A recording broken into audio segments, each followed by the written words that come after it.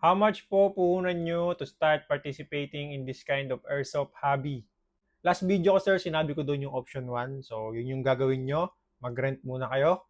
Ngayon, sasabihin ko sa inyo mga idol yung estimated na gastos dito sa airsoft hobby para makapagsimula kayo.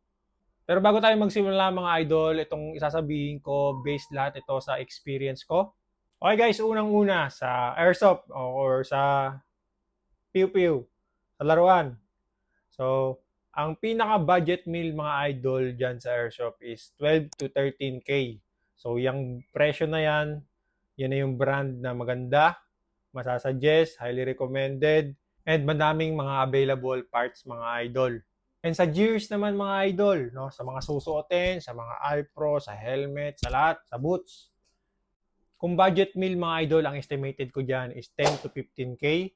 Pero kung gusto mo naman ng medyo high quality, so nasa 15 to 20K yan mga idol. So bago matapos tong video na to mga idol, meron akong mahalagang tip sa inyo.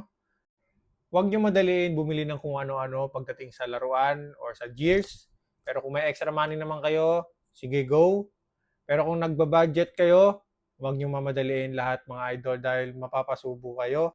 Pagdating sa gears mga idol, pinakaunahin nyo talaga yung iPro.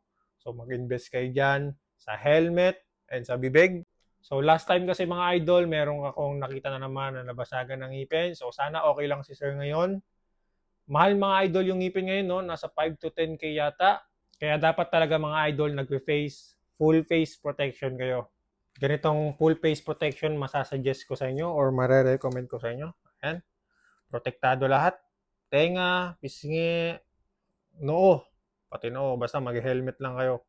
Kung kulang naman yung budget mo pambili ng vest, magpakapal jacket ka na lang. Tapos bili ka ng mga elbow pad, knee pads. Yun, mahalaga yun mga idol, no? Yung elbow pad tsaka knee pad. Kasi minsan naluluhod tayo, minsan masusubsob tayo.